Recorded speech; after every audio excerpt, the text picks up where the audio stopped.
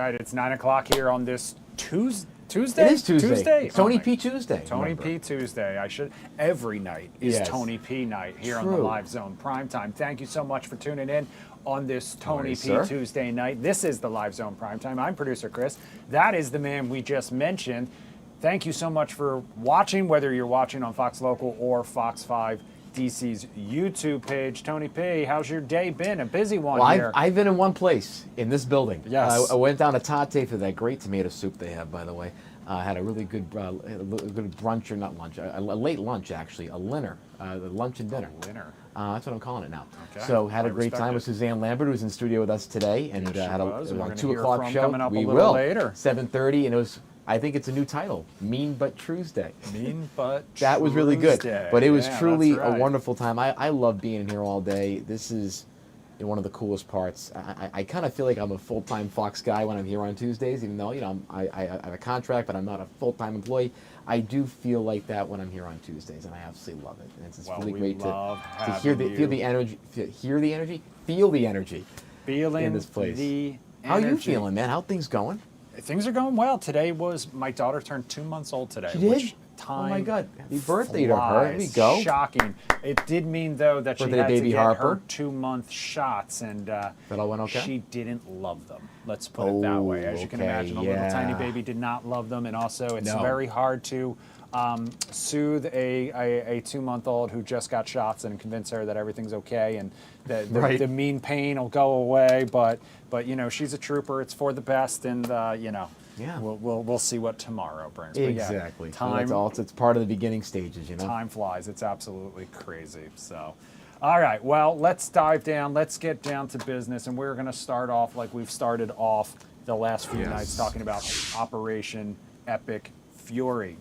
You know what? I went to the wrong thing there, Tony P. What we're looking at there is some election results. Yes, and that'll be a major part we're talking about next. We'll talk about that coming up next. In the meantime, though, let's get to Operation Epic Fury. Today, day 4, the Pentagon released the names of 4 Army Reserve soldiers killed in Kuwait in the initial hours of this operation in Iran. We'll have more on that coming up in just a minute. At the same time, though, the U.S. is now working to get American citizens out of harm's way as the fighting ramps up. Fox News correspondent Caroline Shively has more. Take a listen.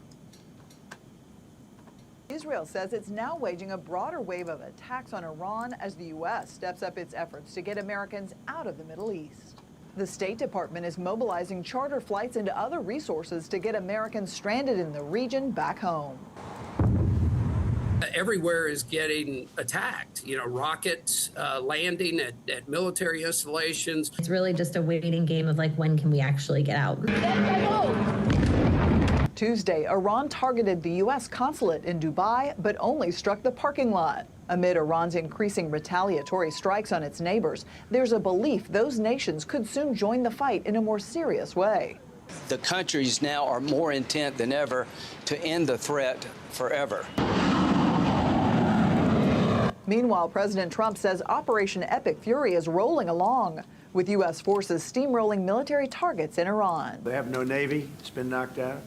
They have no Air Force, it's been knocked out. Lawmakers received a classified briefing Tuesday, with most Democrats coming away unconvinced. They told us in there that this is an open-ended operation that hasn't even really started in earnest yet. I am more fearful than ever after this briefing that we may be putting boots on the ground.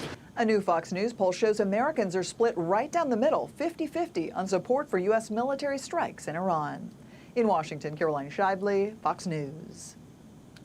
We mentioned the Army Reserve troops that had been identified. The Department of War, the first 4 U.S. troops killed supporting Operation Epic Fury. The deceased include Captain Cody Cork of Lakeland, Florida. You just saw him. Sergeant First Class Nicola Moore of White Bear Lake, Minnesota. Sergeant First Class Noah Tietjens from Bellevue, Nebraska. And Sergeant Declan Cody from Des Moines, Iowa. All 4 Army Reserve soldiers stationed in Kuwait. They were killed during a drone strike over the weekend. The first 4 American casualties in this operation, Tony B.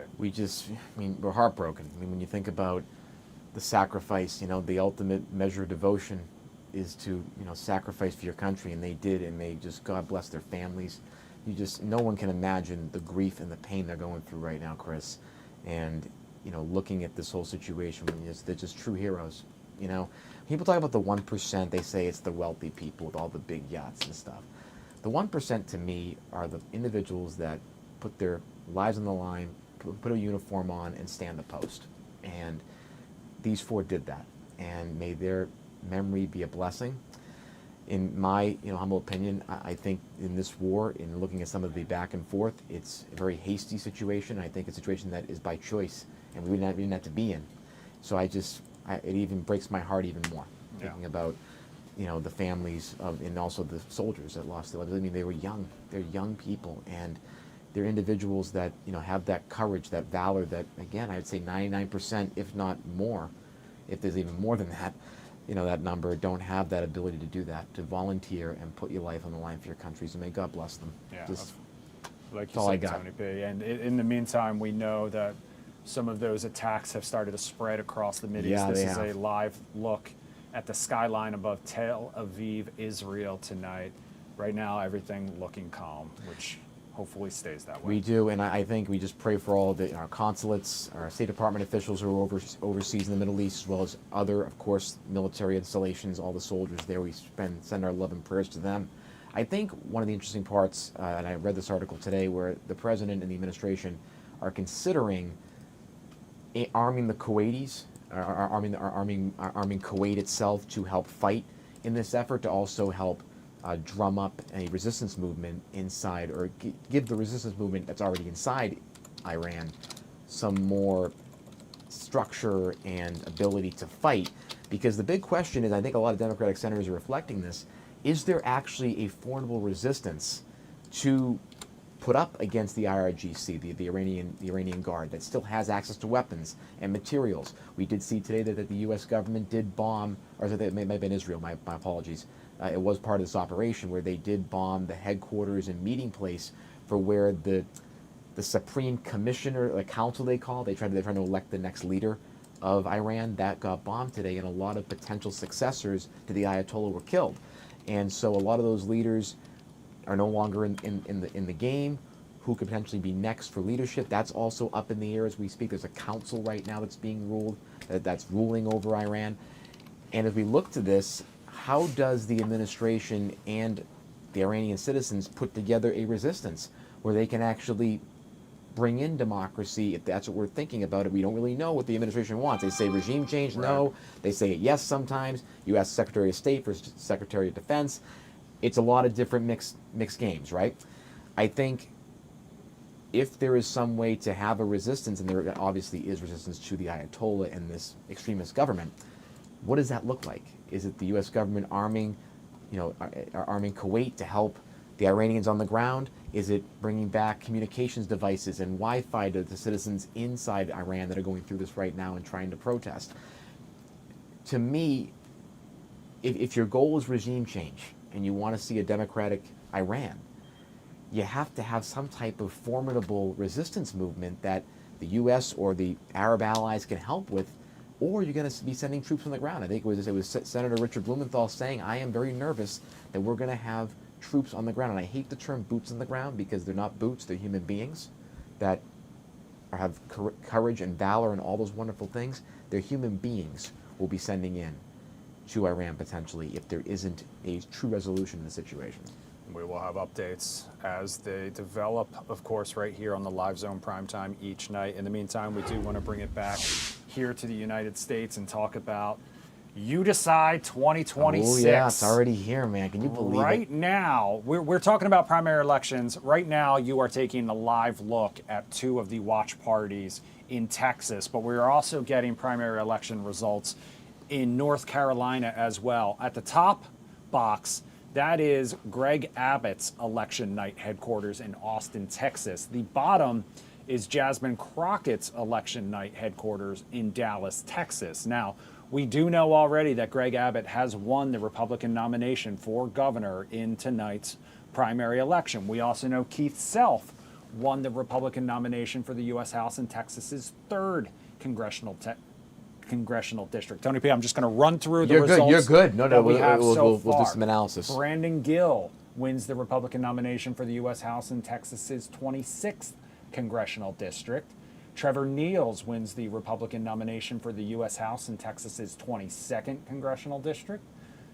Pat Fallon wins the Republican nomination for the U.S. House in the 4th congressional district, still Texas. Ronnie Jackson winning the Republican nomination for the House in Texas's 13th. North Carolina now. Roy Cooper winning the Democratic nomination for the U.S. Senate in the North Carolina primary election. Tim Moore won the Republican nomination for the U.S. House in North Carolina's 14th. David Rouzier wins the Republican nomination for the U.S. House in North Carolina's 7th. Chuck Edwards winning the Republican nomination for the House in North Carolina's 11th. Then we have Alma Adams winning the Democratic nomination for the House in North Carolina's 12th. Pat Harrigan winning the Republican nomination for the House in North Carolina's 10th. And Virginia Foxx winning the Republican nomination for the House in North Carolina's 5th congressional district. Then we've got Tom Cotton winning the Republican nomination for the U.S. Senate in Arkansas's primary election. So now we've got in Arkansas results as well, Tony. Exactly. I mean, this is the beginning of really the 2026 midterms, and it comes really fast. A lot of these March primaries, I think it's a little bit too short, to be honest with you. I think they should have more like a June or July, but that's my opinion. I think the general should be a little bit shorter. But overall, tonight's, especially the Texas Senate primary on the Democratic side, as well as the Republican side, is going to determine a lot about the national parties that they serve. When looking at Texas, you have Jasmine Crockett, the House Representative, inside Congress. You also have State Senator James Tallarico, who really had his moment through his appearance on Joe Rogan, his viral clips about being a more liberal Christian and what that means for his policies. He really blew up on social media. And Jasmine Crockett was, in my opinion, one of the rare members of Congress that has been able to be in Congress inside the institution and be able to really do wonderfully on social media, communicating her policies, her stances on things, how she asks questions and does back and forth in hearings, for example, like oversight.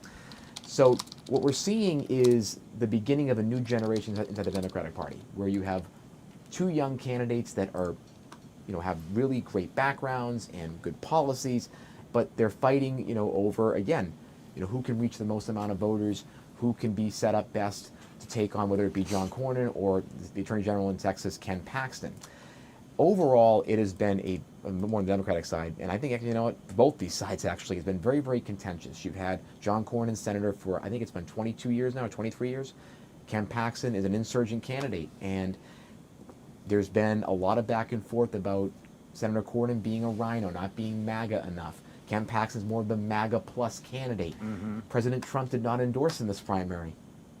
And you had the influence of Wesley Hunt, member of Congress, who also came in to be more of kind of, I would say, a MAGA plus candidate. So you have those two potentially splitting the vote, Paxton and Wesley Hunt, in the more conservative angle of it. So the biggest thing is, and I think the current data shows about 44 to 39 is what Senator Cornyn is leading Ken Paxton by. If they don't get to 50, I think there needs to be a runoff in Texas for the Republican primary. I could be wrong, but I don't think you can win with just a plurality. I think we want to check that to make sure I'm not wrong. But if that's the case, and Senator Cornyn can pull this one out in the first round or the second round if there's a runoff, it does show that even there was a big insurgence from Paxton. The betting market showed him winning this primary. He's still struggling to take over John Cornyn's position. So the question is, does Trump sitting out of a race affect things, or is there a potential shift in the party where they want to go back to a more traditional Republican? As John Cornyn has been outspoken in some junctures against the president in a more subtle way, but he's not exactly known as a MAGA plus type of candidate, right? Understood. Now, with the more Democratic side of things, this is really about not policy per se. I think it's just about campaign style and how social media presence matters. Both these candidates are really, really good on social media. They're both very popular with their own constituencies. And I think this is going to be a real I think both these candidates, if you talk to Democratic strategists on both the progressive side, the more moderate side, they are happy with both these candidates. I mean, no matter who wins this primary, the Democratic Party will be set up very, very well according to strategists. Because Jasmine Crockett is very much, in my opinion, Ann Richards-like, very much about the working people, fights really well, can communicate so well with voters, as well as trying to convert a lot of those swing voters over to Democrats. Then James Tallarico has the more religious story, where he talks about how his faith informs his policy. And so you have two different campaign styles, both very effective, both very, very talented, and I think incredible candidates going at it tonight. You can see one of the reporters from our sister station in Dallas live at Jasmine Crockett's election headquarters. Looks like she's getting ready to do a live report. Right now, all we're hearing is some of the music. By the way, from that great party song right choice now. by Jasmine Crockett and her team. Very well done. In the meantime, Tony P, we did get a couple more results. We did, We're okay. talking Jamie Agger winning the Democratic nomination for the House in North Carolina's 11th, and Brad Knott winning the Republican nomination for the House in North Carolina's 13th. So these results going to keep rolling in all evening long, so we'll keep an eye Can I on do them. one more We'll- thing on Texas just quickly? Please, by all So means, Tony one P. of the interesting things, even though both these candidates for the Democratic side are very talented, good policies, they're respected, there has been a bitter primary here, where there has been a real back and forth between these candidates, a lot of negative campaigning. You've seen Republicans getting involved in this primary, trying to boost Jasmine Crockett because they think that she could be an easier person to run against for Ken Paxton or John Cornyn. You've also had a lot of the super PACs that are backing James Tallarico come under scrutiny from Jasmine Crockett's campaign. There's also been a real battle of political influencers, where you have different corners of Democratic or liberal or progressive internet, if you will, taking sides, a lot of brutal back and forth. So the biggest thing is, there's going to be a lot of repair needed to be done no matter who wins. If Congresswoman Crockett wins, a lot of repair with the Tallarico voters. If State Senator Tallarico wins, there's going to be a lot, and I would say more on his front, a lot more repair that needs to be done and outreach to Jasmine Crockett's voters, because I would say the last couple months of this race was defined by the story that came out about State Senator James Tallarico calling Allred, who was originally his opponent in the race, mediocre. And that whole case was definitely prosecuted in the court of politics and public opinion. And it was not a good moment for James Tallarico's campaign. He lost a lot of trust and support with black voters in Texas. So how will he come back from that? He really didn't exactly acknowledge. He acknowledged the situation, but didn't fully apologize for the comment. So he has, I think, if he does win, a lot of repair that needs to be done with the coalition that not only will vote for Jasmine Crockett, but for Colin Allred tonight as well. Yeah, and obviously Tallarico got a lot of attention when Stephen Colbert put him on a national spotlight. And that interview, got taken down. The controversial, interview that didn't happen, quote unquote, but had to only air online due to FCC rules. So, obviously a lot to watch over the course of this evening. We did see that the polls in Dallas County are going to stay open until 9 p.m. Central Time. So, wait, it looks like we're about to, Tony P., it looks like we might see a speech coming up at Governor Greg Abbott's. I see a microphone. I see somebody at the podium. Let's check in. Let's check in. Maybe not. Hello, Austin. Hello, Austin. Get your attention up here. Once again, my name's Derek Wilson. I am the chairman of the Texas Young Republicans. And my name is Cassidy Shanor. I'm the chairman of the Young Conservatives of Texas. All right, we're here tonight to introduce the best governor in the United States of America.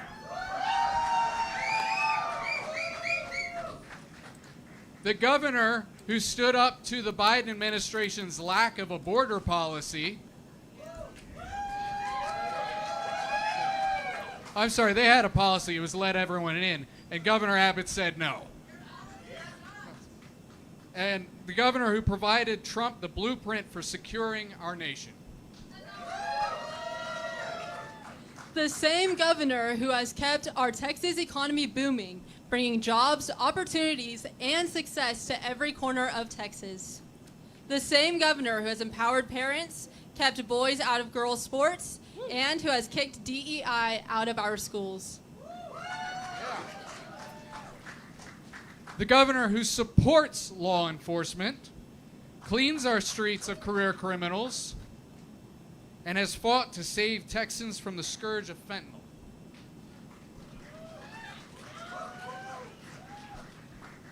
Now, I know a lot of you in here, these are young conservatives and young Republicans, so at most up to 40. And we know that our generation is very concerned with whether or not they're going to be able to buy a home or be able to pay for their home.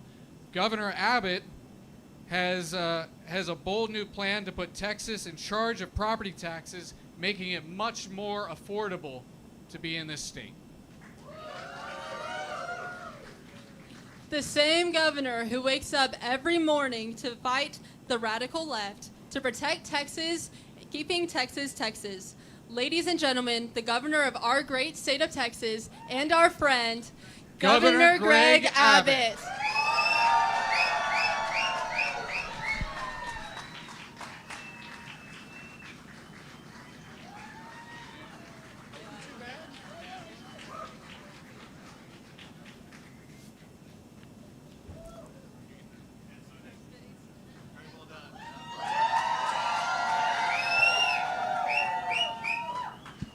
Give it up for Cassidy and Derek. Great to be with the young conservatives of Texas and the Texas Young Republicans. Give it up for young Republicans in the great state of Texas. Also want to give a shout out to the fabulous First Lady of our great state, Cecilia Abbott, right over here. Listen, I want to take a moment to say a big thank you to everybody who voted in the Republican primary. Thank you for the resounding victory. Thank you for making me your nominee to be your next governor for the great state of Texas. Listen, what we've done, you heard Derek and Cassie talk about it. What we've done is really just deliver common sense. It's just common sense of what we did when we stopped these socialist judges. There we go. One moment. That's what it's been like looking at all the election returns tonight. You got to reload, reload, reload. But here's the deal. It was just common sense what we did when you have these dangerous socialist judges in cities, by the way, like Austin, Texas, and Houston, Texas, who let dangerous criminals out on the street, murderers out on the street. And we said we will not let that happen. And I signed a law that will keep those dangerous criminals where they belong, and that is behind bars. Common sense, like the law that I signed that bans Sharia-only cities in the state of Texas, like Epic City. And laws that prevent our foreign adversaries, like China and Iran, from buying land or property in the state of Texas. And like they were talking about, listen, when Joe Biden abandoned the border, Texas had to stand in the breach. And Texas did what no state in American history has done. We built our own border wall and secured our own border and reduced illegal immigration by 85% into the state of Texas. And yes, we did sign a law clarifying what everybody should know, and that is no boys and girls sports in our schools in the state of Texas. This is just common sense. It's not complicated. It's far more common sense and less complicated than my microphone is tonight. I'll tell you that much. But let me put this in context of what happened just yesterday. What happened yesterday is I received a national award where we won the national championship in America for the Governor's Cup as the #1 state for creating new jobs. Y'all, this is a generation. Some of you may be looking for a good job. I'll tell you this fact. There's no state in America that has more job opportunity than the great state of Texas. We ranked #1 for the most new jobs in the past year, #1 for the most new jobs since COVID, #1 for the most new jobs in America since I have been your governor, and we will continue to be the job opportunity state in the United States of America. But that brings us to the point that we're at now. Where we are at now, between now and November. Listen, this is going to be a battle between common sense versus chaos, where the Democrats seek to dismantle all the gains that we've been able to achieve. Look at what they want to do. They believe in defunding our police. They believe in Joe Biden's open border policies. They want to go back and undermine what we did, and they want to go back and indoctrinate our kids in our schools with DEI, and we are not going to let that happen. Listen, they were talking about affordability. Listen, the last thing that we need in our lives is higher taxes. And yet, that's what all of these Democrats, from the top of the ballot all the way to the bottom of the ballot, they've actually voted to increase your taxes. They voted against our property tax cut. They actually voted for a state income tax. And they voted to tax your retirement savings. That is wrong, and we're not going to let that happen because we are going to keep Texas, Texas. Listen, there's a whole lot at stake in this whole campaign. All of those issues I talked about, but something maybe even more important, and that is your values, about who you are. There's one thing that unites everybody in this room, one thing that unites almost everybody in this state, and that is we believe in God over government. We know that in Texas, freedom is worth fighting for, and we know something else. We know that it actually means something to be a Texan. And we are going to stand for what Texas stands for, and we are going to fight and unite, and we're going to win this election. With your help, working every single day, we will keep Texas, Texas. God bless you all, and God bless the great state of Texas.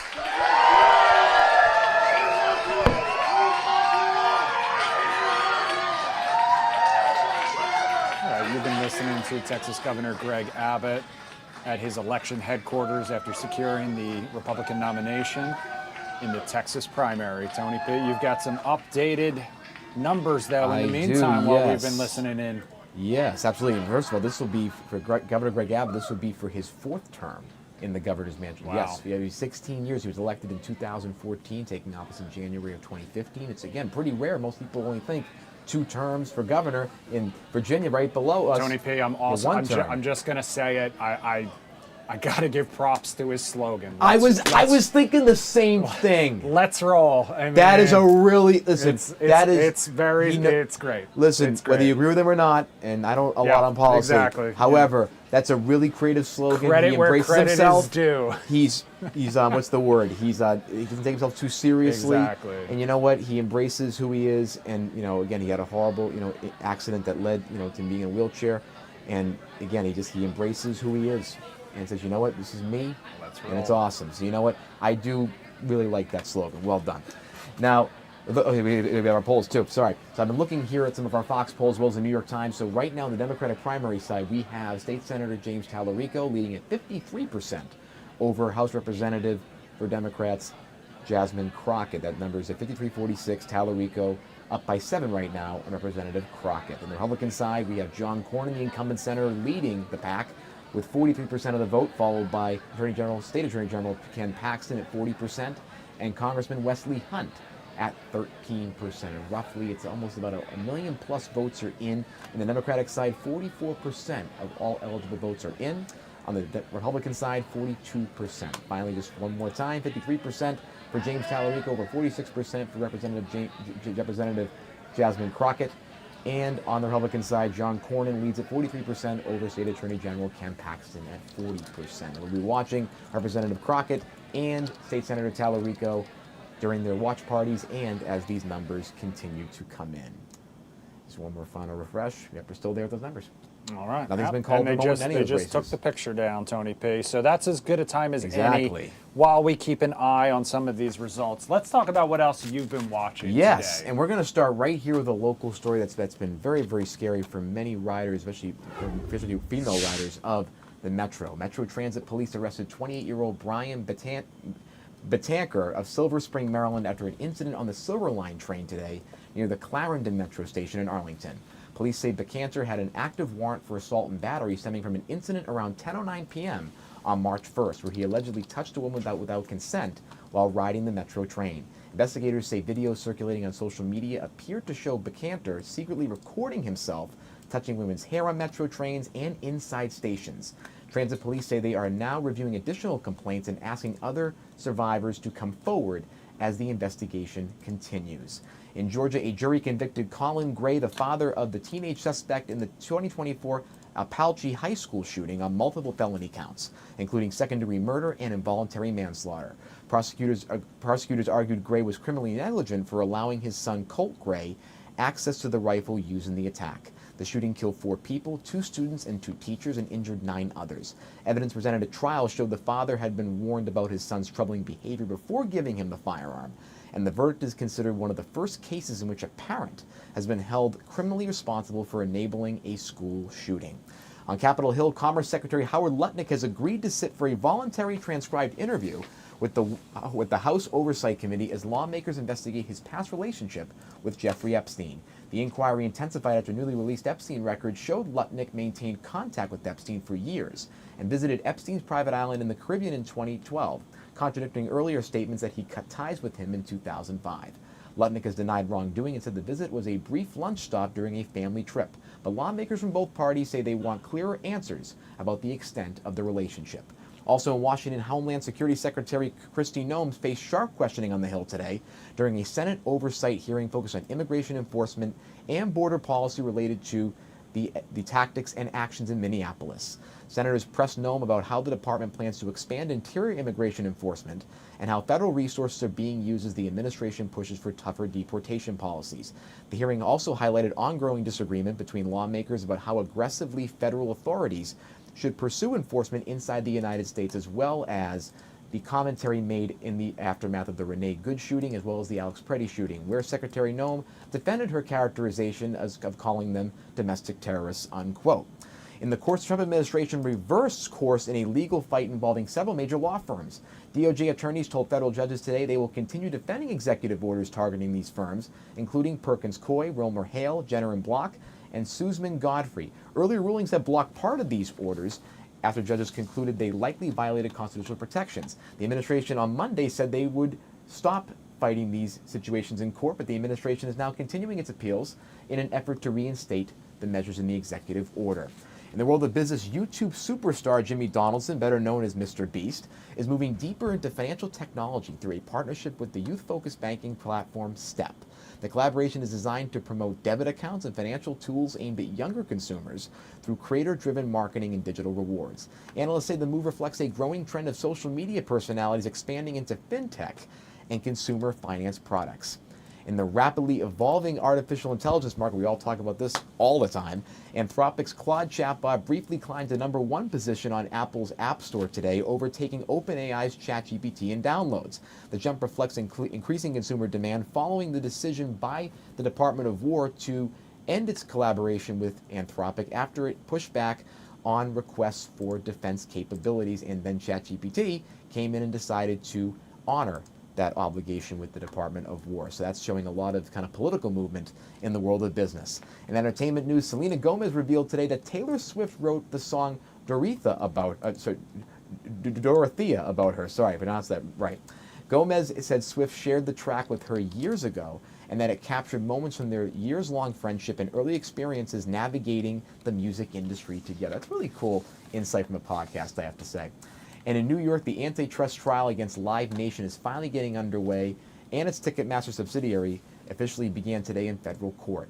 Government attorneys argue the company used long-term venue contracts and control over concert promotion to maintain dominance in the live music industry and charge excessive ticketing fees. Live Nation denies the allegation and says the live events market remains competitive and not in a monopoly. So, I mean, when looking at this case, has been about a couple of years since they brought this, and the plaintiffs began this process through the DOJ, and now it is coming up. And the DOJ, which has been known in this Trump administration Part 2 to be very pro-business, has not been shying away from Live Nation or ticketing companies, whether it be their advocacy. I think it was Kid Rock last year talking about the songwriters having more access to their rights for patents to their songs, as well as being able to have more freedom to sell tickets directly. Those type of things on the Hill is now reflecting in this case where DOJ is not backing down to this industry. Well, I need Eddie Vedder on my side to take on Live Nation like he took on Ticketmaster, because, you know, so many things are becoming inaccessible. I know, unaffordable too. You know, It started with housing, now it's cars, then Yep. it's concerts. This Yep. dynamic pricing is killing people with, it sucks. It It's does. just plain and simple. If you It's- can't go see yeah. these live acts anymore because they cost thousands of dollars. Exactly. It's awful. Last year I remember how quickly and how expensive some of those Ocean's Calling packages Okay. sold for. Yeah. And the reason that is fresh in my mind because the lineup came out today for this year's Ocean's Calling Festival. This is the one out at Ocean City in September, and it's a pretty good lineup. I'm not gonna lie, It it's is. a No, pretty but good it's not lineup, worth but- $1,000. And No, I exactly. think Like we're in like a gilded age now, Chris. Where I think there needs to it's be the some haves and have-nots, updates no question. to the antitrust laws. I mean, we have a lot of folks in the judiciary that the laws are fine, and these mergers we're seeing, whether it be with Paramount and Warner Brothers, and then you had the whole issue with Netflix, and at some point, capitalism is about consumer choice, it's about competitive markets. And you have to have a referee in there that says, hey, wait a minute, we need to update some of the rules. The NFL That was updates a their rules. Wonderful So, way of putting it. to I be mean, at clear. some point, you need to have true competitive markets where innovation can flourish, and you're not just taking two assets and combining them together to have more control. That's right, Tony P. Advocating communism. Here on Oh, this street. whoa, I'm whoa, kidding. whoa. I kid, Adam of Smith, course. the founder of capitalism, would agree with me on kid, this. Of course. I know, All I right, know. we're going to take a live look from our Fox 5 Skycam at Reston Station. I see some flashing lights, but Yeah. not sure that's anything major. We're going to leave you with this live picture, take a quick 2-minute break. When we come back, we're going to talk about why it's Mean But Tuesday and share part 1 of our sit-down with podcast host and social media star, Suzanne Lambert. We'll be right back.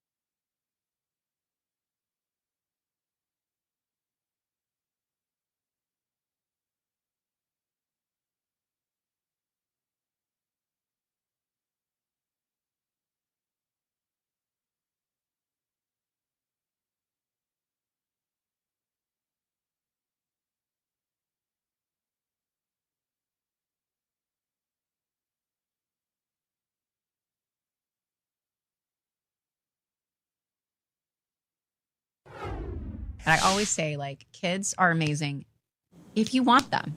The idea that people are pressured to have kids is bananas to me. Like, Yeah. the question should be, why do you want to have a kid? Not why don't you want to have a kid? Even the notion of like having a second kid, because we are one and done. I want one kid as well. And it's amazing for us. Yeah. If you feel like your family isn't complete and you want more kids, all power to you. Having a kid because you want a boy or a girl after you've had one is the stupidest reason to have another child, in my opinion. No, I agree. Having a kid for a reason like that is so shallow. It doesn't mean anything in life at the end of the day. I think it's like you're already kind of putting expectations on what that kid is going to look like. Kids are hard, but kids are so great if you want them. So that was a clip from the Mean But True podcast hosted by social media star and so-called Regina George liberal Suzanne Lambert. She is actually getting ready to take that show on the road. First, though, Tony P, she stopped by the Live Zone a little earlier. She sure we did. got a chance to chat with her a Mean little But bit. Tuesday. No more Tony P Tuesday. Mean But Tuesday to talk about the podcast, the primaries, more politics, and more. Take a look.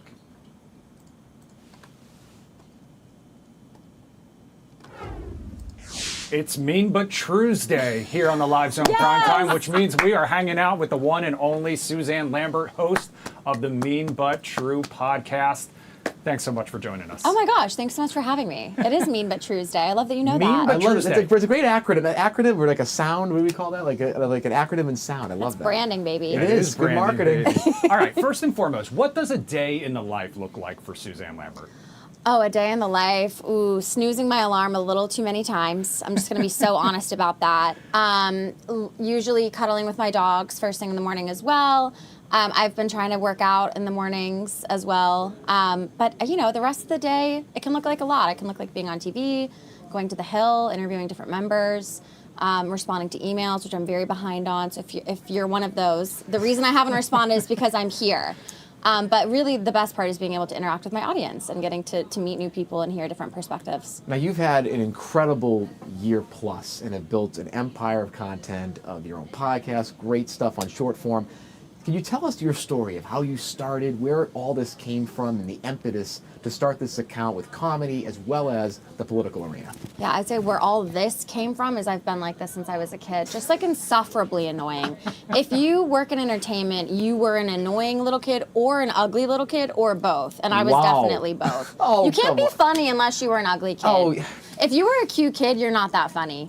And anyone who's like, I was a cute kid, didn't have to be. They're not funny. Exactly. I was an ugly kid and I'm not funny. So it's just like, so or people what's my told them malfunction? they were, and they have an inflated sense of ego. That's the other thing we run into. I won't say in this business, but in this business. Oh, I have the ego as big as this room. So yeah, I mean, I'll step on that one. Yeah, but I was ugly, so that's why I'm funny, and I stand by that. But no, I started doing stand-up comedy right here in DC. I started at the DC Improv in 2018. Have been doing stand-up for a while now, and it was really around the election in 2024 where I started posting more online, more consistently. That started resonating with people, and that got traction, and I quit my full-time job 3 months later. In February of 2025. So I've been doing this full-time for a year. Every single day is a roller coaster. That's why when you were like, what's a day in the life like? It's really one of those things where I'm like, it totally depends. Like last week, I was on the Hill 3 days in a row, you know, covering the State of the Union address. This week is a little more slow. I'll be with the governor of Maryland tomorrow, right? Every week can kind of change at the drop of a hat. But really, it was wanting to get my voice out there in a way that I didn't see other people talking about things, which is with a little bit of spite and a little bit of pettiness and having some fun with some flair as well, I think I could say. So happy anniversary, first and foremost, Thank since you. it has been a year. So and Tony and I have joked about this, and we have talked to some other very popular social media people, and one of the misconceptions that they have is that you are on your phone constantly. Is that true or not? If you are someone who I owe a reply to as far as email or text, no, it is not true. I am definitely on my phone more than I want to be. At the same time, I would say I'm less online than people think I am. Like I'm not getting push notifications from all of the newsrooms. I'm not like, I don't know all of the super intricate influencer beef, though I certainly have a view into it if you'd ever like to hear about that at any point. But mostly when I'm on my phone, it's really like working. It's filming. I do all of my editing on my phone, which is crazy. I do most of my emailing on my phone. So I am on my phone much more than I should be, but I'm not necessarily on the internet. I also do love to play some phone games. Clash Royale. It's like me and like 15-year-old boys. I'm really good. That's like 2026's version of the Xbox Live Room. I love that. Yeah, and I'm chirping these like 12-year-olds across the world in that game. Now, let me ask you this. As someone who has really, I think, straddled well the world of comedy and politics and interviewing, what do you think it's about your craft and your talent that allows you to play in all these areas and do it really well and put content out that resonates? That's such a nice question. I have been really strict about my focus being entertainment first. Okay. That has always been my angle, whether that's with comedy or politics. So there's a lot of times where even, I would say especially in the political sphere, where I say no to things because it'll be an interview about a topic that I frankly think is boring, or the member isn't willing to kind of go along with my style and the kinds of questions I want to ask and the way I go about things. So I have just had to be really stringent about making sure that it's entertaining, and because of that, people are more likely to engage and continue to follow along because I'm not boring them to tears with just like a standard political interview. Right, or white policy paper, white policy white papers, whatever they call it. Yeah. You don't want to come to me to understand the legalese of a new law. Please do. I Exactly. mean, you can. I mean, there's no guarantee it'll be correct. Well, that was kind of me. That brings me back to my last question too, which is, if you're not chronically online, how do you stay as up to date on everything as you do? Or is it more just the things that interest you are what you want to then talk about and put out on your platform? I would say the latter. Okay. Like I think that people, when you're creating something, whether that's online content or something totally different, no matter what your artistry or your lane is, I think you should be super selfish about it and talk about the things that you like to talk about. I think that that is like the best thing that you can do, especially as a creator. So there are plenty of issues that I am not super looped in on, but I can then amplify the voices of people who are looped in on all of those things. I try to stick to the things that I understand and that I can also build a knowledge base of, instead of trying to figure out every geopolitical conflict, you know, as soon as news breaks. I don't think that's a healthy way to live your life. So I try to amplify the voices of other people who are smarter than me, and then insert my voice and my perspective where I feel like an additional one is needed. That's a really cool balance. And I think one of the coolest things about this entertainment world is you get to have an impact on people. When you're doing comedy or you're doing entertainment or you're giving a take online, what is that feeling that you want the person at the end of that phone or in the audience to feel when they encounter your stuff? It's a great question. My goal with comedy and with content has always just been to make people think about things in a different way. Okay. I think, like, for example, one of my favorite jokes ever, it's a Mitch Hedberg joke where he talks about broken escalators can never be broken, they just become stairs. Anytime I encounter a broken escalator, I think of that joke. To me, that's what makes good comedy. It's something that resonates with you when the show is over and it made you shift your perspective a little bit. And that's what I try to do any single time I pick up my phone or pick up a microphone and go on stage. It's just inching people a little bit closer to a perspective they hadn't considered before. Love that. Every time I eat rice, I think of rice is great when you're hungry and you want 50,000 of something. So Mitch Hedberg. Oh, that's the same comic? All of it, you know, whether it's going into a donut shop and needing a receipt, they all live. I have no room left in my brain for the things that I need to do to function as an adult, because Mitch Hedberg jokes live rent free there. So I did not sleep for 3 days because that would be far too long. Yeah, exactly. He's so exactly. good. Oh my God. You have now found a way to combine these two things. The Mean But True podcast is hitting the road. Can you talk to us a little bit about that? Yes, thank you so much. So excited. So we had our first live show at the DC Improv about 2 weeks ago. Sold out. Had less than 2 weeks to promote it. Sold that sucker out on a Tuesday, which is not easy to do. And from that momentum, you know, we also were able to look at the numbers across the country and figure out what a good tour looks like. So that will be hitting the road. TBD on exact dates, announced very soon, but likely mid-summer. So super excited to go around. It's a mix of stand-up, so you can expect stand-up comedy, and then there's also a sit-down component that mimics the podcast. There's a lot of audience participation, not the kind of crowd work that makes you nervous. None of that. We're not doing that.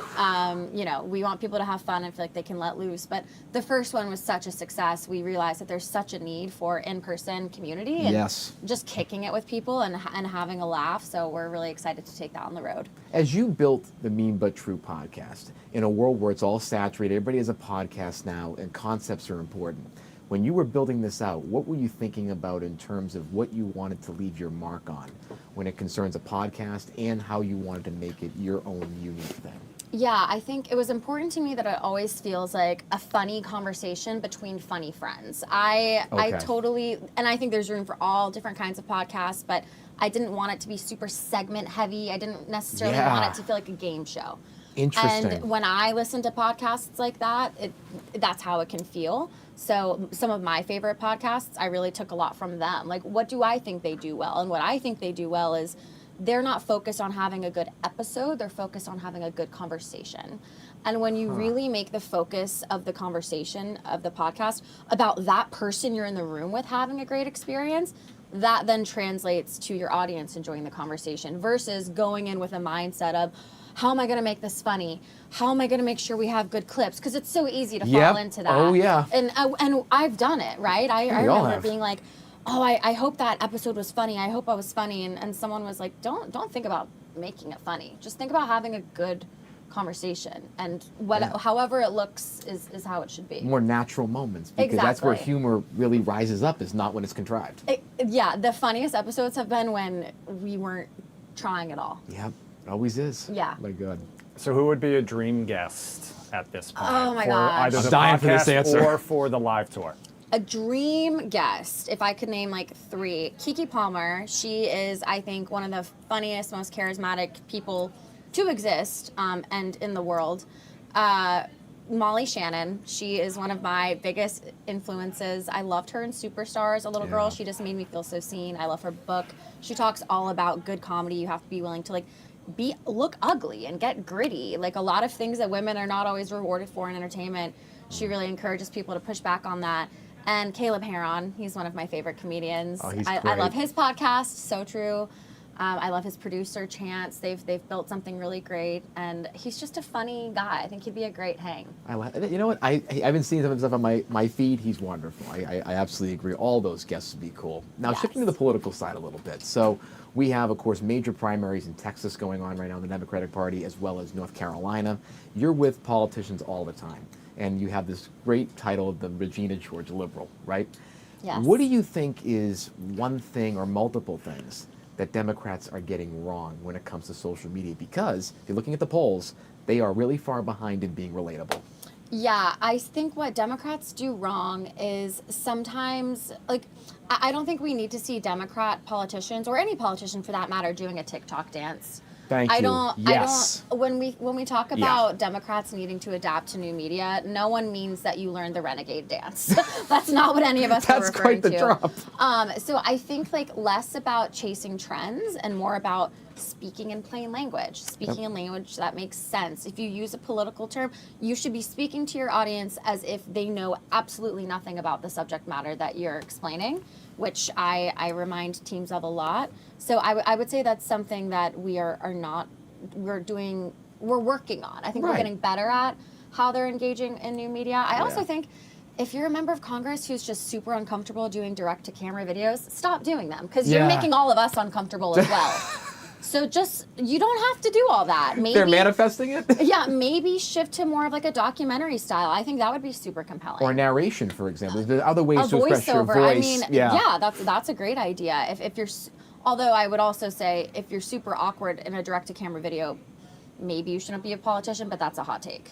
Oh, I mean, especially now, it's about the presentation. It is. Well, it's also about the age. I mean, when you have a crop of lawmakers who are geriatric, 70 plus type of a thing, I think it makes.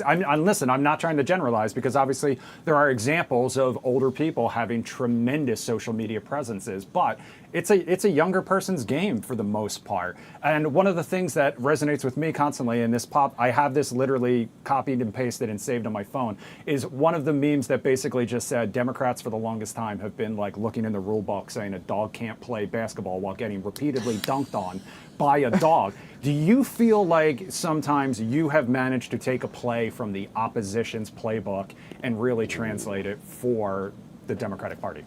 I think so. Yeah. I mean, I'm not going to say that this new wave of Democrat politicians being more, what's the word I'm looking for? Gavin Newsom's tough. Twitter account? Yeah, Gavin Newsoming. Do I think I had some kind of part in that? Honestly, yeah, I do. And I do think that was mostly I took a lot from the Republican playbook and from my days as a diehard Republican. I think that they do a really good job of capturing media attention.